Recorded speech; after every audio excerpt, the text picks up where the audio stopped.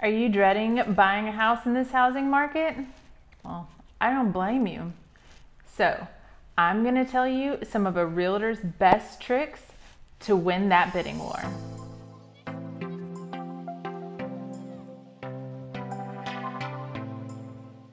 So here we are in May of 2022, and we have seen a little bit of interest rates on mortgage loans going up, just creeping up a little bit, but there is still zero inventory of homes here in Okaloosa County, really nationwide, but we're talking about our local market today, and thus it is still a super hot seller's market, and realtors and their customers, their buyers, are having to get really creative on how to make an outstanding offer to win a house when it comes to a multiple offer situation. And that's just about every house you're going to come against.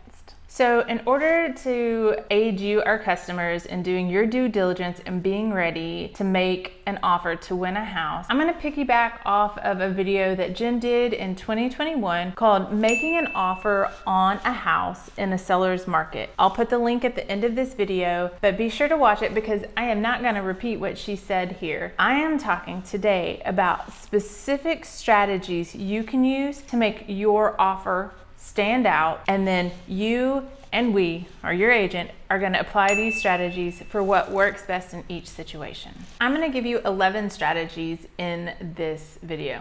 I'm actually going to give you 10, and then I'm going to give one bonus one for our military since you are so important to us in this area.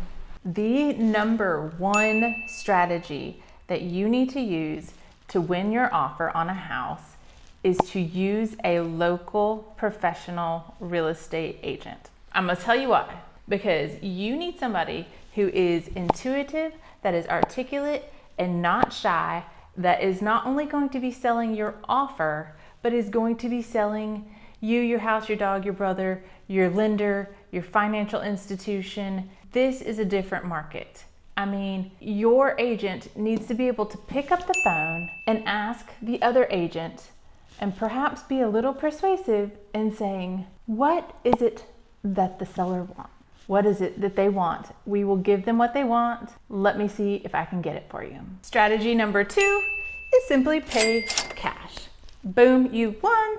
Cash is king. You got the contract because you have all the leverage. You can waive any contingency that you want. If you can pay cash, now's the time to do it. Strategy number 3 is do not go low on your offer. Here in Okaloosa County, we are at a 99.7% closing at list price rate. That means nobody is getting below list price right now. So gone are the days of looking at list price and saying, oh, you know, I can get 10, 15 off of that. And now is the time that you need to actually be shopping 10 to 15,000 below your max budget to give you wiggle room in that bidding war. Strategy number 4 is to go bigger on your earnest money deposit. So typically in this market, we suggest that you go between 1 and 3% of your offer price for your EMD. But the more cash that you can show in this deal, the more skin you have in the game, the more financially sound you look. So one strategy you can use is throwing down more money for your EMD. So strategy number 5 is to consider using an as-is FAR bar contract. Here in Florida, the as-is contract really has benefits for both the seller and the buyer. It sounds like it's all for the seller, but it's not. It is an advantage that basically for the seller, you're offering that they don't have to make any repairs within legal limits to the house as long as it's not a warrantable issue, aka the house is essentially functioning and livable. And this is money in their bank and also stress off their back. They don't have to do anything else to this house besides sit and wait until you get to the closing table. Now, for the buyer, the advantage of an as-is contract, one, you do want to have a little extra cash lying around for repairs that have to be made by your lender may insist that you make some repairs. But with this FAR bar contract, a little wiggle room, it says in the verbiage that you can get under contract for a house and then you have through your inspection period to walk away for any reason. You don't have to have a verifiable reason. So this has often been being used as a tactic for buyers who are putting an offer sight unseen, and then man, they are hustling to get to that house so they can walk through it before the inspection period is over. So strategy number 6 is to have no contingencies. Whew. This is a high one for those of us that are taking a loan, because there are some contingencies, like it's contingent on your loan being approved. It's contingent on an inspection, on appraisal. It's contingent on, here in Florida, especially with a VA loan, you have to have a wood destroying organism inspection, and there can be no wood rot. So do your best to remove those. Another big contingency is contingent on selling a home. This is a big red mark right now. If you can sell that house before you start shopping, that will do you right. Strategy number 7 is don't ask for anything that you can live without. So don't be asking for, the picnic table, the washer and dryer if it's not offered with the sale. Don't be asking for a home warranty if you can buy these for yourself. These are all wonderful things, and in a typical market, I would say go for it, swing for the fences. But in this one, we want to get you to the table is the goal. So with your first initial offer, we need you to get to the table. Once you're under contract, maybe there's an opportunity for you to circle back and ask for that beautiful coffee table that you saw in their house to be thrown in with the deal. But on that first initial offer, we're hoping that you will go as clean as possible so that the seller doesn't have to give anything else. I'm sorry. Strategy number 8 is to use an escalation addendum. This addendum is an addition to your contract that basically says, I am willing to pay above what my initial offer is if there is a higher offer on the table. And you'll put a cap on it so that you don't max out your budget. So that's where this can potentially not work for you, is if somebody goes completely over even what your cap is. But it might look something like this. So you offer $300,000 on a house, and you say, I am willing to escalate this offer to pay $1,000 over the highest offer you get, up to $320,000. So let's say the highest offer they get, we offered $300,000, they get a highest offer of $315,000, but I've said that I can pay $1,000 over the highest offer up to $320,000.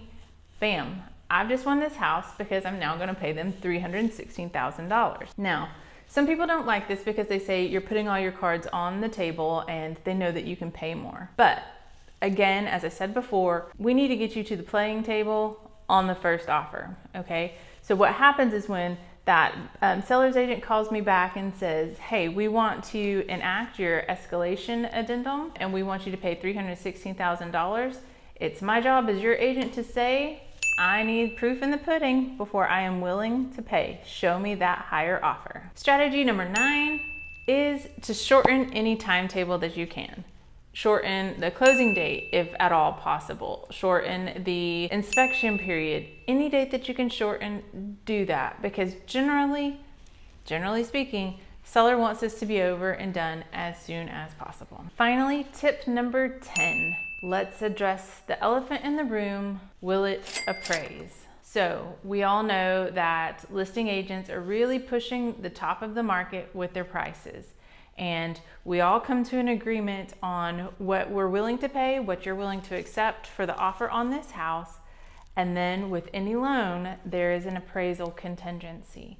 And what is happening more often than not is that appraiser is coming back and saying the value is not in this house that you have offered. So with appraisals being a hot topic issue, it's generally a good idea at least to know your strategy. If you're not addressing it in your offer, know your strategy with your agent before going in.